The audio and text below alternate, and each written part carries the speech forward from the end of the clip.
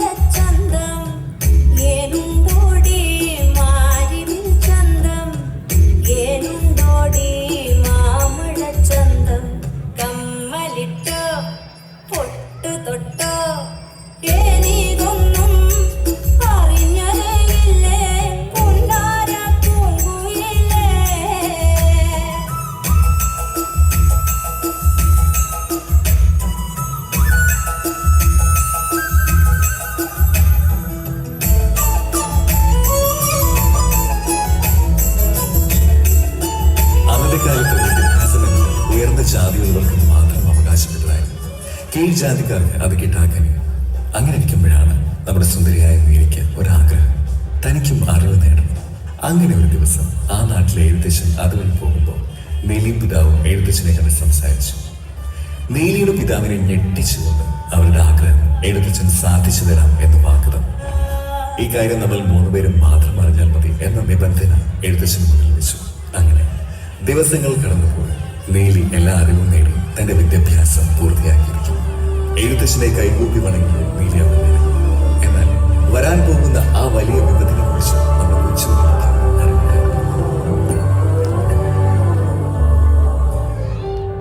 കിഴക്കേലെ പ്ലാവിയിലെ ചെറുപൂയിലെ മാനം പുലരണ മുമ്പേ നീയുണരേ.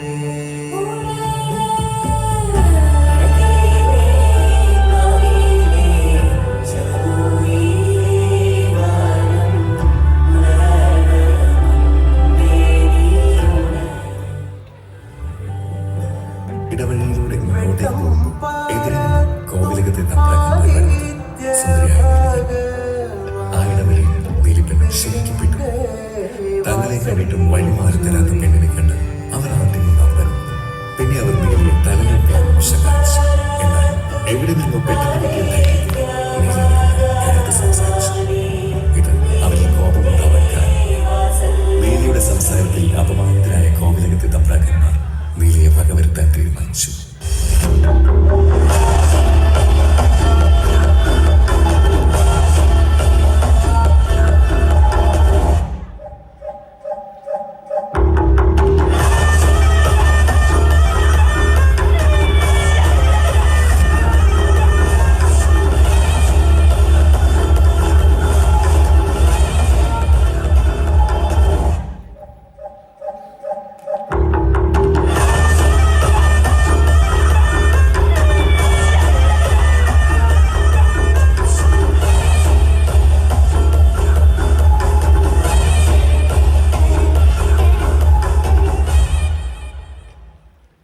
പിറ്റേന്ന് ആ നാടുള്ളത് നീലിയുടെ മരണവാർത്ത അറിഞ്ഞാണ്.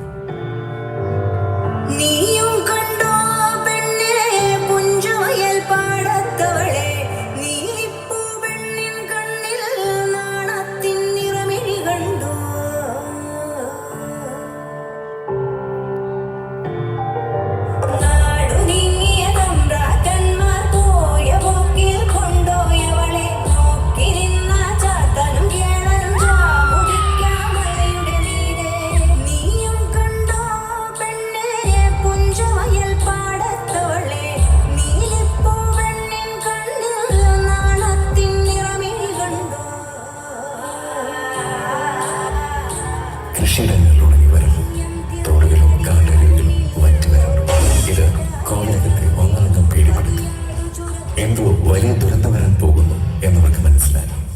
ഇതിന് പ്രതിവിധി എന്നോണം അവർ കാളകാട്ടിലെത്തി കാളകാട്ട് നമ്പൂതിരിയെ വിളിച്ചു വരുത്തി പ്രശ്നം വെച്ച് നോക്കി. ഭയപ്പെട്ടതുപോലെ തന്നെ സംഭവിച്ചിരിക്കുന്നു. നീലി പുനർജനിച്ചിരിക്കുന്നു.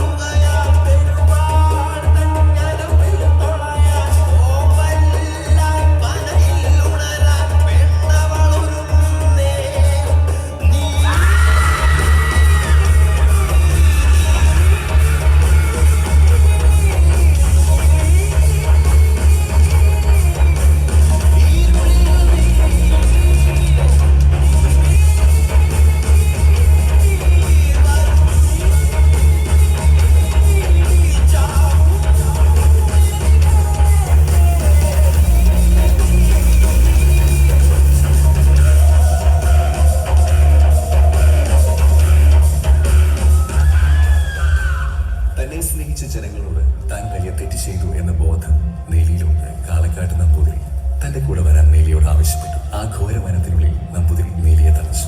അവിടെയുള്ള ജനങ്ങൾ ഇന്നും നീലിയെ തങ്ങളുടെ ദേവതയായി കണ്ട് ആരാധിച്ചു.